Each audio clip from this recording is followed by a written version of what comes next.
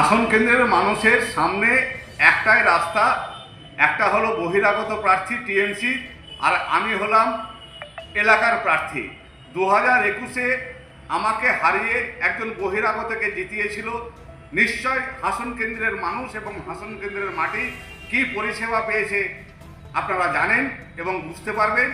তবে এবার হাসন কেন্দ্রের মানুষ আর ভুল করবে না, তারা বহিরাগত প্রার্থী চায় না।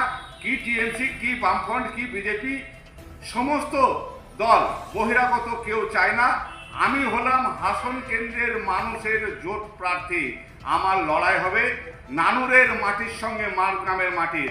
এবারে দেখার বিষয় কোন মাটির সম্মান।